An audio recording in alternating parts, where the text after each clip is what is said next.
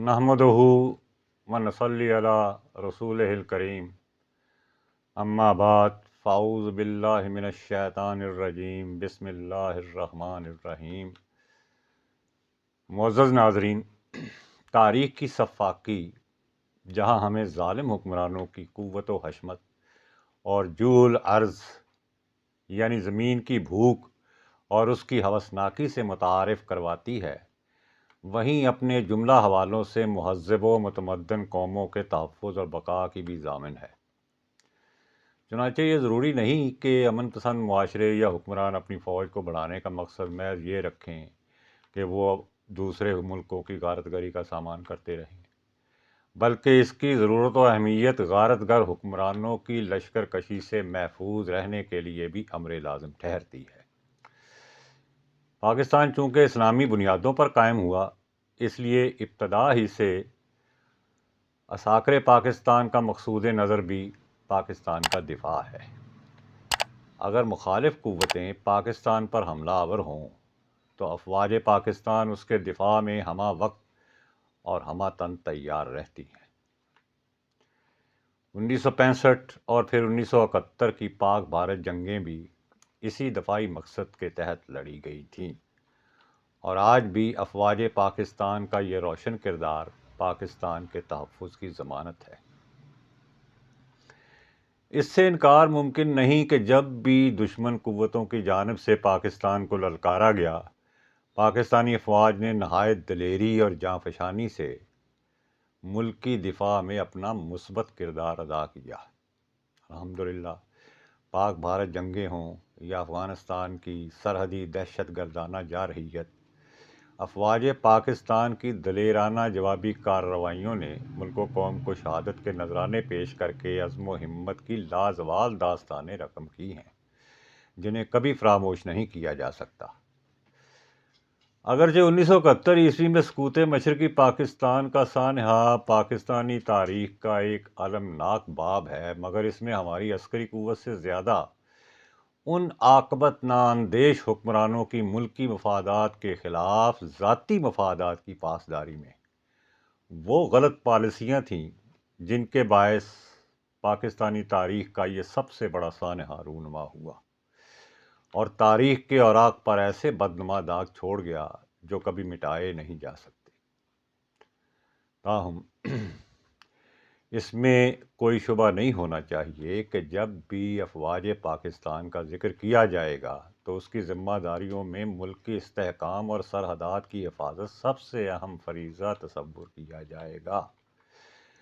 बल्कि इसकी बुनियादी ज़िम्मेदारी कौमी मफादात की बका के साथ सरहदों की हिफाजत ही अहम तरीन फरीज़ा है। जैसे दुनिया के मुख्तलिफ ममालिक में भी ऐसे फ़राइज़ को खुसूसी अहमियत दी जाती है और उसकी पासदारी में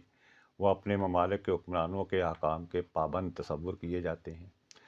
मगर अफसोस सद अफसोस के पाकिस्तान में सियासतदान अपने ज़ाती मफादात और ताकत के बलबूते पर हुकूमती मनसब पर बराजमान होने के लिए कौमी इंतखाबात के नाम पर अस्करी क़ुव्वतों हुई को इस्तेमाल करने की कोशिशों में मसरूफ़ रहे, और यूँ मामला यहाँ तक पहुँचा कि उनकी आशीर्वाद के बगैर कोई भी हुकूमत पाकिस्तान में पायदार साबित न हो सकी, बल्कि किसी न किसी ज़रिए से हुक्मरानों की अपनी नालायकियों के बायस पाकिस्तान कई बार मार्शल लॉ के ज़ेर तसल्लुत रहा और उनकी अस्करी क़ुव्वत जहां सरहदों की हिफाजत के लिए अपने बेमिसाल कारनामे सर अंजाम देती रही, बदकिस्मती से अपने हलफ़ वफ़ादारी के बरअक्स ख़ुद को सियासत से किनारा कश रखने के बजाय अस्करी क़ुव्वत सियासत के ख़ारज़ारों में भी उलझती चली गई,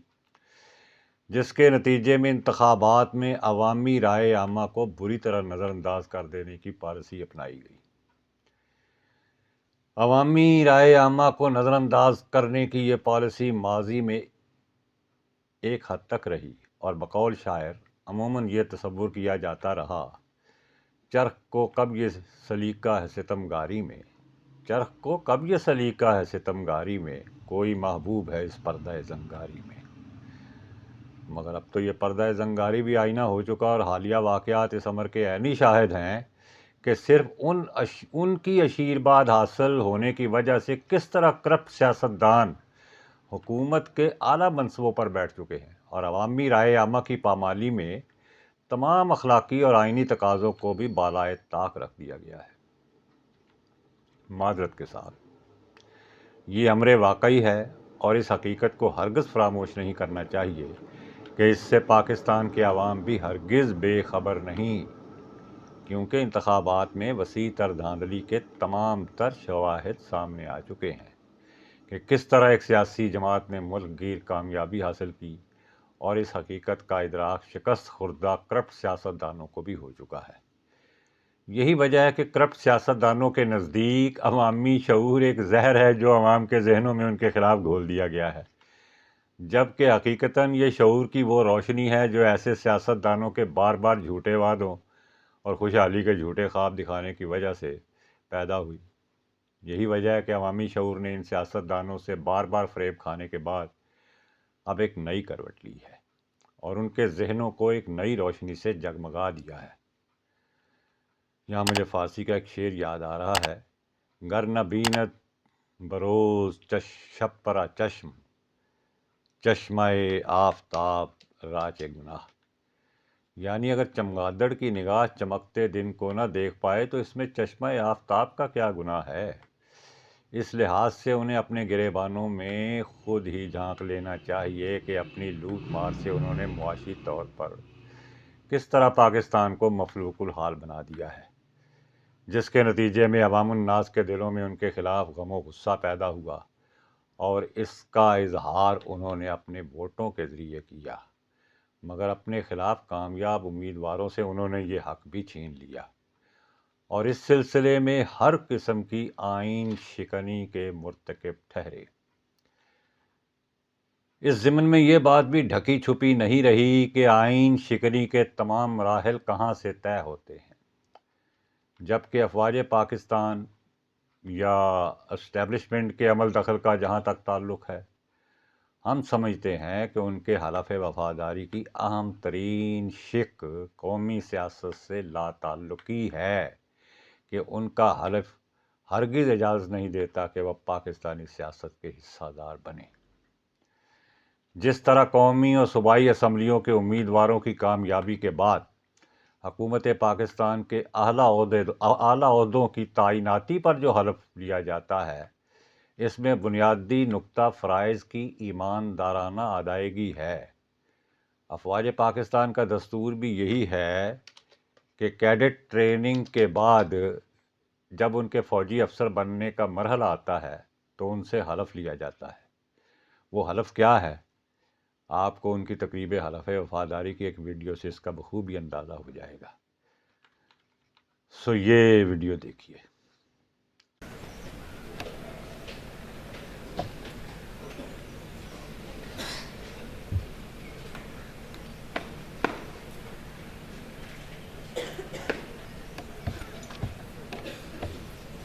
میں صدق دل سے اللہ تعالیٰ کو حاضر و ناظر جان کر حلف اٹھاتا ہوں کہ میں خلوص نیت سے پاکستان کا حامی اور وفادار رہوں گا اور اسلامی جمہوریہ پاکستان کے آئین کی حمایت کروں گا جو